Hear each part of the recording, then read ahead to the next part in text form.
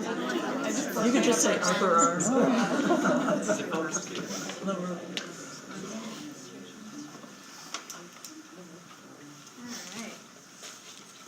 How many people was that pleasant for? How many people was it unpleasant for?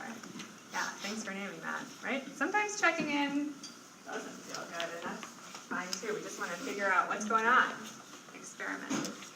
For people who felt like it was pleasant, why was it pleasant? What was the experience more specifically like for you?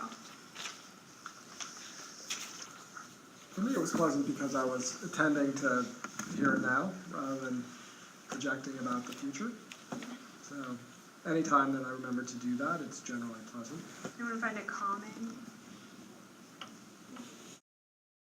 I was just going to say, I think often that we are in positions of caring for the people around us. And so that experience for me was stopping that momentum and taking a moment to care for myself, which is always, I mean, it's simultaneously alarming and beautiful at the same time, right? So, yeah, it's good. When might you use a body scan throughout your day? When might that be a good place, do you think, to try it? Falling asleep. Falling asleep. Trying to fall asleep. Yeah, falling asleep is a big one that people use. Transitioning from school to home. Transitioning to school at home. Any other points? For IEP meetings. During. Squeezing in. I think anywhere, like I was talking about how I know some of the places where I carry a lot of stress, and so if you like even just have like 5 seconds to check into those places, if you could just like remind yourself or set a reminder, like every time I walk through a doorway, I'm going to check into these places or like whatever. I think that could be like a good way to do it if you don't have like 5 minutes that you want to set aside for it. Yeah. So that informal, just picking it up as I go. So that's great. And you can do that with breathing, you can do that with sound. You can get your own little bell and ring it for yourself. You're like, okay. So I sort of asked you to like have a teacher-student hat on at the same time. That is a pretty short lesson, right? That took us 5 minutes, maybe, from start to finish. So they don't have to be these long, extended pieces. We can do this quickly. With younger students, I probably wouldn't even scan the whole body.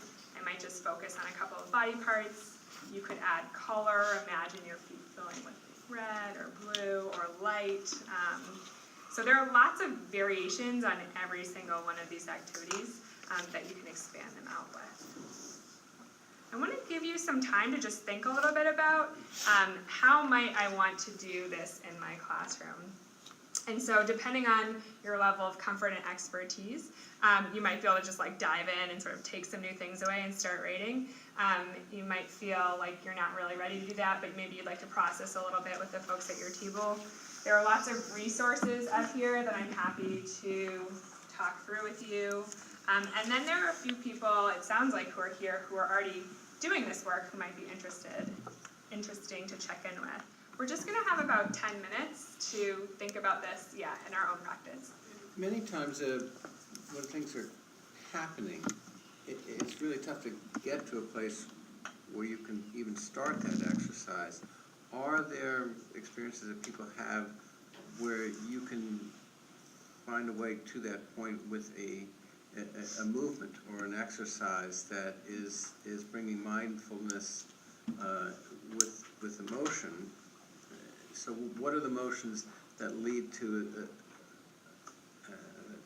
enable, facilitate getting to a quieter or mindful state? Because that's a big leap to be able to, okay, now we'll be in our seats. Yeah. Like, oh no, they're not.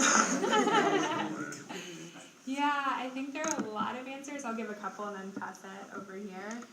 One, just that like breathing that we did at the beginning with connecting breath to movement is a really good piece. And then I haven't done this work, but I have a teacher who that I'm working with right now who does a lot of rhythm work with her students, which I think is a really great way to bring in focus and attention to you and and following sort of patterning, to get kids to come to that place first, involving movement and involving that focus. So those are just a couple off the top of the head. So, the whole reason why we're doing this practice is to actually practice it. So then in the future, there'll be less stuff dysregulated, So, like just having a time every day where you practice mindfulness in your classroom, then you'll be able to use that throughout your day. Remember, we were doing our mindful listening, or remember, we were doing, you kind of like use that vocabulary once you have an established practice in your room. Yeah, thanks for saying that. It's like it's not an immediate effect, or I don't expect it to be. Yeah, the reason I started doing mindfulness at the middle school at all is because we found that there were certain things that were really distracting the kids, and then we used those exact distractions in mindfulness. So like, there's this screensaver that takes you through all of these like weird places, like around mountains and on windy roads. And every time it popped up, the kids were obsessed with it. So we realized that was kind of mindfulness, and so that was the first lesson, was just watching the screensaver. And then it turned what they wanted to do into what they were supposed to be doing, which was, and then from there, that was the organic way we built on the actual activities. Students you're modeling this for them, you really are, and that's the whole piece. I have a radio that plays, CD player, it's always playing very calming music, so when they come into my room, it's automatic, the scene is set, that's what I call it. I have a diffuser with lavender, and so when my kids come in, they don't smell feet, they don't smell all this other stuff, they really smell this calming piece. And then sometimes I'll have one light out, so one bar of lights around, so it's a little bit dimmer, and that helps a lot, especially if I know my kids have tests that are coming up. I try to set the stage for them. So it is how we model it, and then in our own practice too. I want to credit this correctly. I think it's Little Flower Yoga does a practice where they have kids touch each finger and say something like, "I am so calm," or "I am so smart," or whatever the thing is. And then that is sort of like a repetitive statement to self, or an intention that kids can set as a way to be, and there's a kinesthetic component to it. I wanted to leave you just with a list, and this is a pretty short list of resources because I find sometimes it can just feel overwhelming when I dump everything on top of you. I think some of the ones that I really like, Daniel Resthaven wrote The Way of Mindful Education, and then he created this workbook, which is excellent. It's called the Mindful Education Workbook, and he divides mindfulness up into different literacies, like physical literacy, emotional literacy, mental literacy, social, global. And the lessons are very clearly outlined, really easy to follow. If you're ever sort of like at the end of your rope looking for new ideas, or if you're just starting and want to see how do you structure this, I very highly recommend his work. I also like Amy Saltzman a lot. She's been around for a while. And she does some more work with teens if you're working with teenagers. So she produced a workbook, A Still Quiet Place for Teens. And then her larger work here. As I said earlier, the Patricia Jennings book I really like.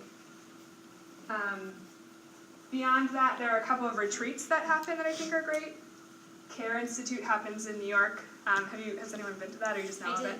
Well, in the Yoga for Classrooms training, they gave us like a half-day training on it. Yeah, cool. And then there's a time retreat at Chewonki, actually, in Maine, and I think it's 4 days in August, so before you start your year. And it's really focused on self-care, because, as educators, we're very quick to rush to, what is this thing, how can I use it for my students, and tend to neglect ourselves. So if there's nothing else that you take away from this, I hope you hear it is very important for you to become familiar yourself inside and out with what this practice is and what it means to be mindful, and before really trying to introduce it to our students, because then you're really working from experience. It's like with any other content. I don't want to teach math if I am not very much immersed in that world.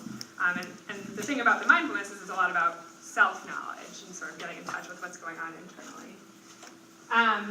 And then there are trainings. So I work with teachers on a little bit more long-term scale. I just completed a couple of 6-week courses with teachers and plan to be running that again in the spring. So if you wanted to learn more with me, you're welcome to join me. Mindful Schools is excellent.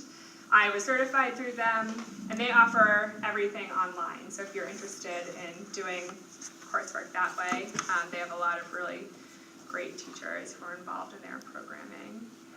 And then I didn't include apps, which I usually do, but Smiling Mind can be a really nice app to use if you're like, I'm not ready to lead people through this practice. I think someone mentioned calm.com, which I've never used, but other folks speak to. And are there other ones that you all really like that you use in your classrooms? Smiling Mind's nice because it sort of advances through these different kinds of mindfulness practice, and they have it geared towards different ages, so that's the one that I usually refer to. And it also has adult practices. So, well, I think that's a really beautiful place to end, and we're out of time anyway. So if you have any more questions, I'm happy to speak individually with you about it, but I am committed to 6:30. So lovely to have you all this evening.